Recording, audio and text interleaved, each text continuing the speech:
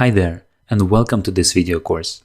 Before we begin installing needed software and building RESTful web service, I would like to give you a few suggestions on how to make your experience with this video course better. Do not skip or fast forward videos. Most of the video lessons in this course are in order, and if you do not follow the order and decide to skip some of the videos, there is a very big chance of missing important piece of information, like for example configuration property or an important annotation in the code, which will make your code not work and finding what causes the problem more time consuming and difficult.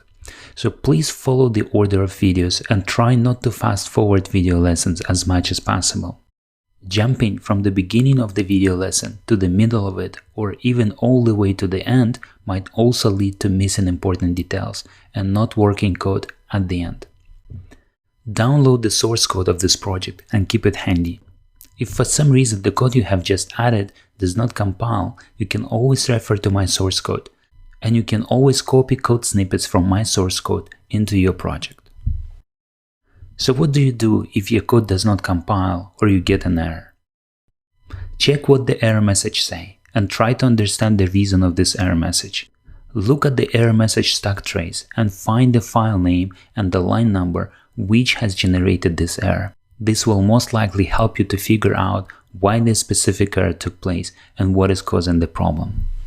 Add debugger breakpoints before the line on which the error took place and run your code again. Program execution will pause at that breakpoint, and then you will be able to inspect the values of your object by moving the mouse over the code and see if all the required information is in place. If the value is missing or it is incorrect, then stop your application, correct the issue, clean and build your project and run it again. What you can also do is to compare the specific code snippet that generated an error with the code that I'm sharing with you in this video course. Debug your code with my code snippet and then try spotting the difference between the two pieces. This might also help you figure out where the problem is. If none of this helped, then Google the specific error message and you will most likely find an existing conversations online on how to fix it. This is how most of the developers, including those with many years of experience, also find answers to their questions.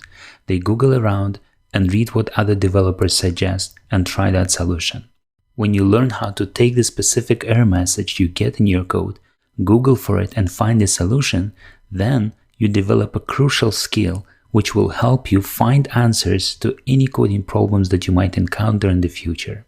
And if this also does not help, you're very welcome to post your question under the video lesson you're currently at. People who have taken the course and who have done this piece of code are always helpful and most of the time reply back with a solution. I will do too as soon as I notice your question.